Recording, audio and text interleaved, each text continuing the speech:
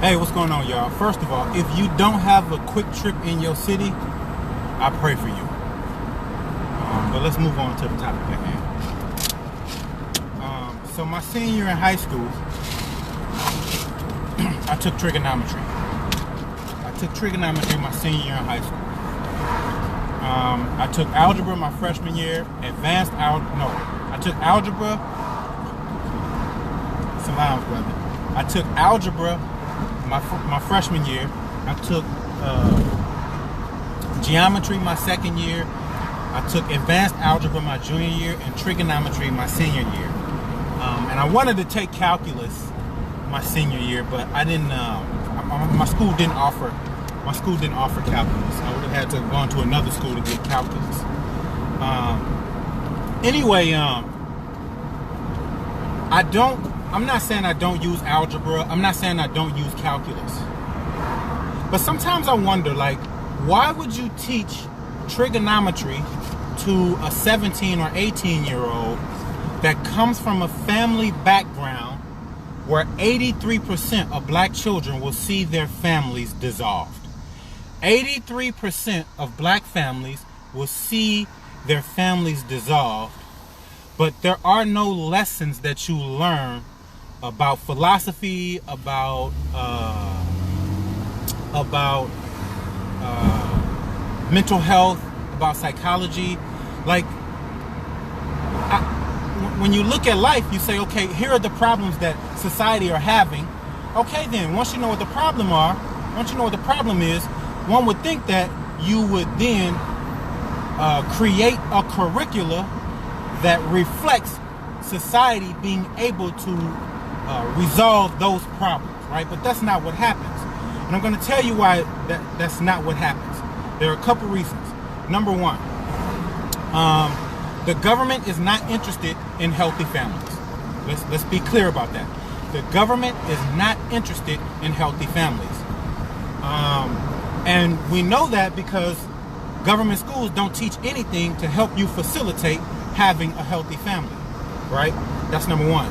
Number two, the family courts makes more money for the government than all the courts combined. All the courts combined. The family courts makes more money than all the courts combined. It's about $50 billion a year. It's a $50 billion industry. So, this is why you can't have a curricula that tells you how to create and sustain lifetime relationships, right? And when you listen to people talk about relationships, man, it's just a series of myth after myth after myth after myth. None of it is based in truth, which is why you have 17% of people having lifetime committed relationships. What that indicates is people are just lucky. Like, two people got lucky and picked the right person. And so what I often hear people saying is things like, you should have chose better. Okay, but you cannot reach into a barrel of rotten apples and pick out a good apple. Like, the chances of that happening, right? Like, so let's say for every 100 apples in that barrel, 17 of them are good. For every 100 apples in that barrel, 17 are good. And so that means that the idea that you're going to choose the right partner out of that particular barrel is insane. It's insane to think that that's going to happen, because no one would think that. If I had a bucket of rotten apples and told you, hey, why don't you reach down in that bucket and pull out the right apple? Why don't you reach down in that bucket and pull out the right apple? Everybody would understand how insane that is. And the fact that we can't sustain a lifetime committed relationship is an indication of our human capital, of our own human capital. And what happens is schools are designed to train you to work on a job, not to live a healthy and good life, right? And so you have people who come out of these schools, and for us, we see that that's what happens. We see people saying stuff like, my kid went to college, my kid had a job. But most of us aren't saying our kids have been married since high school, right?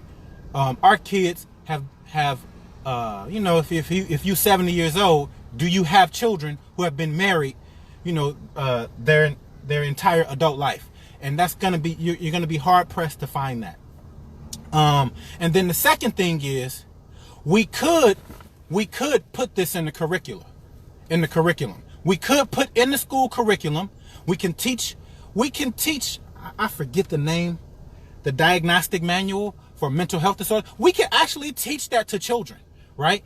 To a degree of what's age appropriate, right? Just like you teach trigonometry, right? So in order to learn trigonometry, I first had to learn numbers. So I learned numbers in kindergarten. There are things that we can teach 5-year-olds that help them develop good mental health, that prepares them for better lifetime committed relationships, right? Then you reduce STDs. Like, if you just think about everything that could happen if we could just sustain lifetime relationships, right? The economy will be better, our mental health will be better, everything will be better if we could sustain lifetime relationships. But we can't.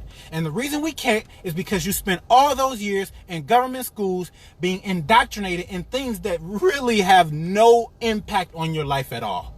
Let me not say it all. They have a minimal impact. Most people would agree. Most of the stuff that they learned in school, it really was inconsequential when it comes to the greater theme of their life.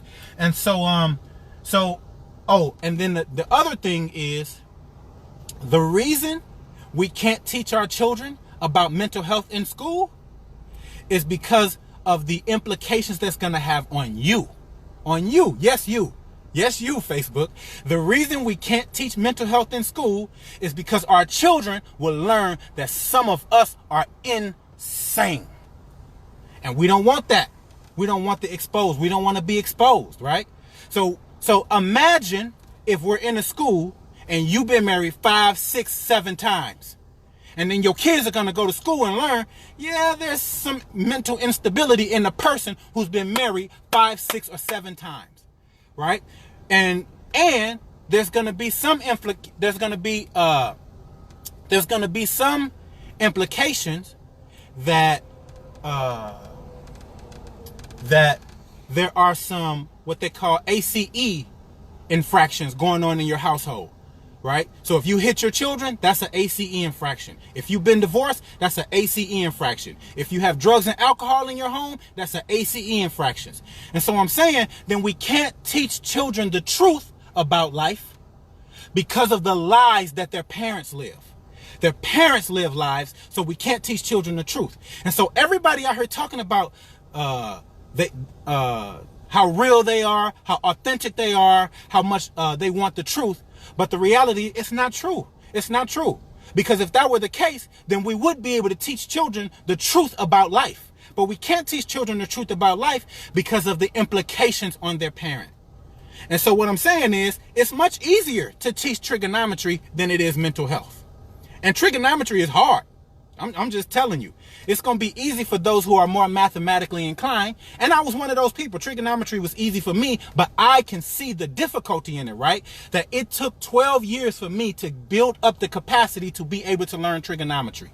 And we can do the same with mental health and philosophy and religion. We can do the same thing. We can teach age-appropriate mental health lessons to children that allow them so that when we be able to say, when people say you should have chose better, except we ain't taught them nothing about making the right choice, right? If you don't know what the dangers of making the wrong choice are, you can't make the right choice.